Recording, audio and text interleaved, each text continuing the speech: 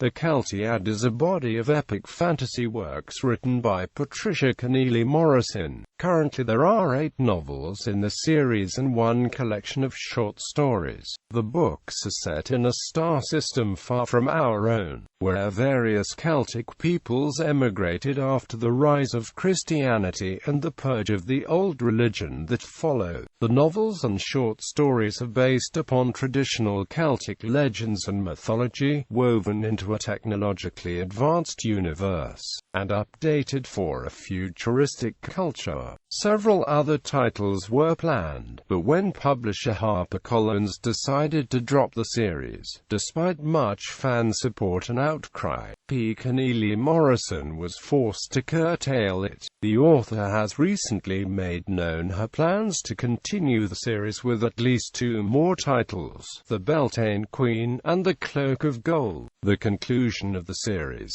to be published by her own Lizard Queen Press, and, depending on reader response, possibly several more. The Tales of Aaron, the Copper Crown. The Copper Crown introduces us to the technologically advanced, interstellar kingdom of Keltiad, founded in Earth year 452 by Celts from Earth. As the book opens, in Earth year 3512, Aaron is Ardran of Keltiad, and finds herself in a particularly unenviable position. Earth has finally discovered its far-away and long-sundered kinfolk, but any possible alliance, treaty with the Terran Federacy could result in war with Keltiad's fiercest rivals, the Phalanx and the Kabiri Empire. Facing these ethical dilemmas proves challenging for the Queen and her realm.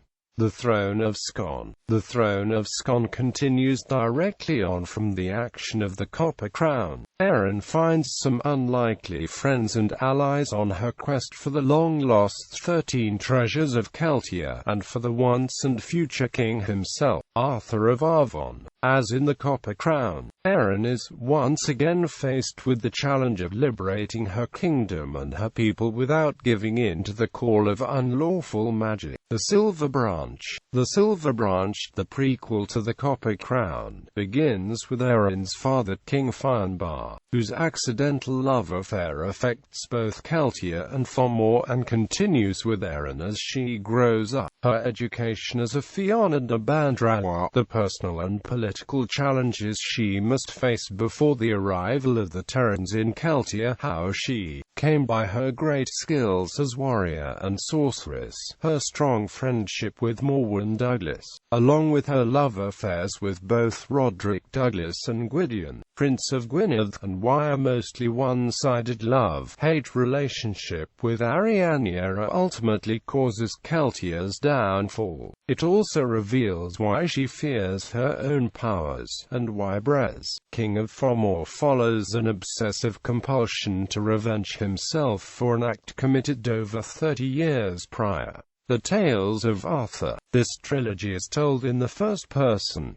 The greatest bard of all time, Taliesin Glyndŵr, narrates The Hawk's Grey Feather. In The Hawk's Grey Feather, Taliesin recounts his youth on the planet Gwynedd, and the beginnings of his lifelong friendship with Arthur of Arvon, destined to be the greatest king in both Celtic history. At this time, right around the present day in Earth time, the throne of Keltiad has been usurped by the evil wizard known as the Mabdrawa, and all Celts suffer under his rule. All hope is not lost, however, as the rebellion known as the Counterinsurgency fights to put the true monarch back on the Throne of Scorn. Arthur and Talon somehow manage to be kept safe from the Mabdrawa Edron by the legendary Merlin LLYWD. They barely escape the destruction of both the home cities in attempts to destroy them before they can grow to adulthood and challenge the Mabdrawa's hold on Keltiad. The Oak Above the Kings. The Oak Above the Kings continues from the previous book, telling how the rightful ruler is restored, but now other threats rear their heads, including a few enemies of the most dangerous sort, those reared out of heart's blood. Taliesin and Arthur have both married by now, and their choices of mate are fateful for Keltiad as well for them personally. The Hedge of Mist. The Hedge of Mist concludes the Arthurian trilogy with a unique Grail quest and an epic battle to reclaim the soul of Keltiad. Margesan, Arthur's evil sister, attempts to seize the throne of Scorn, while Morgan Magistra, her twin, wife of Taliesin and the mightiest sorceress Keltiad will ever see, struggles to restore the balance of darkness and light. Stand-alone novels of the Keltiad. Black Mantle. Black Mantle is the story of Athen Kafana, who, by prowess in battle and the acclamation of the people, rose from humble origins to be High Queen of Keltiad. It is a tale of how will and love can transcend the bonds of death itself. When her husband and king, the legendary bard Morric Douglas, is torn from her by deception and slain by treachery, Athen rides out, first to seek vengeance from those who betrayed Morric to his death, and then, with the assistance of the Sidhe Lord Alan, on to the other world of Annwn to try to wrest her beloved back to her side from Aaron himself, the god who is lord of death and fate. As in the tales of Aaron, there is the central question of whether having the ability to change fate means it is an acceptable action to attempt, and what the penalties for such karmic upheavals may be. The Deer's Cry. The Deer's Cry is the story of the founding of Keltiad. In 5th century Ireland, Brendan Auerville is the son of a Sidhe princess and a mortal chieftain. When his heritage, his religion and his culture are all threatened by the onset of the new religion, Christianity, brought to his homeland by the fanatic missionary monk Padraig, he and those like him seek shelter in a faraway home that only one among them, the last survivor of Atlantis, has seen before, a home among the stars, which will be known as Keltiad. The new home is found largely in part by the magic of Brendan's mother, Nia, the Golden Princess of the Sidhe. On the journey to find the new home, the future Celts meet other spacefaring races, some to be friends and some to be enemies of the future Celtic Six Nations. Short story collection. Tales of Spiral Castle, Stories of the Keltiad. 4 short stories, taking place mostly in the time frame of the Aaron books.